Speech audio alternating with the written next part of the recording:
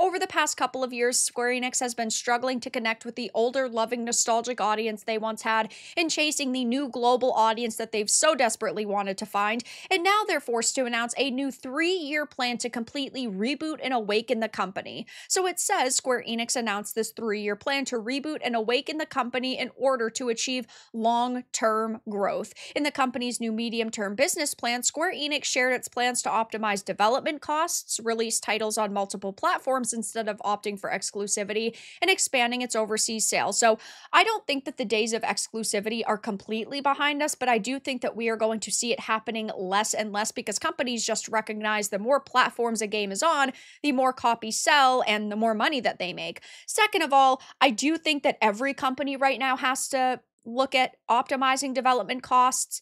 There are games that come out like Concord, right, that should have cost nowhere near even $100 million, never mind multiple hundreds. It is insane to think that that game in totality cost them over $500 million from purchasing the studio to developing and resetting and restarting development. That's crazy. There are games, sure, that need very high price tags because of how large they are and how many different systems are in the game. I get that not every single game is going to cost $50 million to develop, but my God, our price is bloated right now. And I mean, Square Enix has really struggled. Look at something like Forspoken. They thought that Luminous was going to be able to create a big new global franchise. They put, as far as we're aware, over $250 million into Forspoken, and well, nobody's talking about it anymore, and it did not kick off.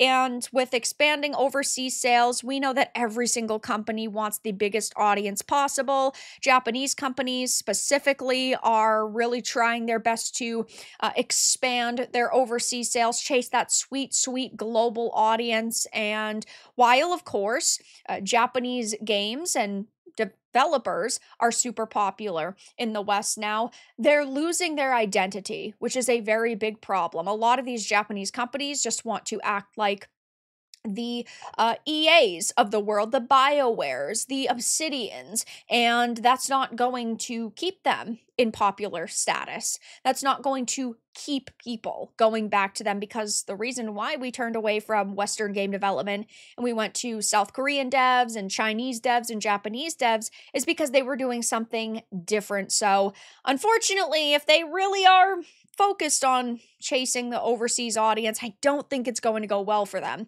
Regardless, though, it says the company has cut development costs by nearly 50% since FY 2022. While it is working to keep costs down, it also has adopted a multi-platform release strategy for a number of its games. This includes releasing Final Fantasy VII Remake Intergrade on Switch sometime in the future.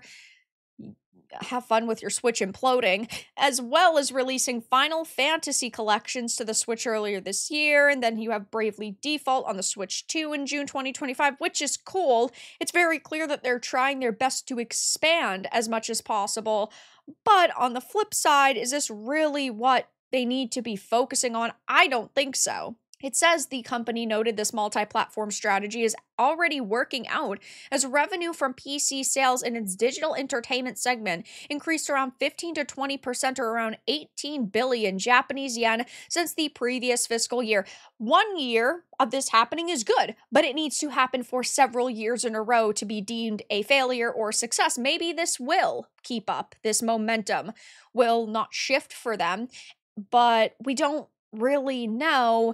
And if I was a company like Square Enix, I would be pretty worried right now. On this channel, I've talked about Square Enix many times, from their modernization of franchises to their ethics department and censoring offensive or discriminatory content, which is insane. And I just don't see them slowing down anytime soon. They do have ESG and DEI commitments like many companies do right now, and I think that they would probably have to completely shift the tone of their content and start listening to their older, loving, nostalgic audience again to see the profits that they were once making long, long ago. So I'll definitely be keeping my eye on this. We do know that their sales are down, but their profits are technically up. Will it stay that way?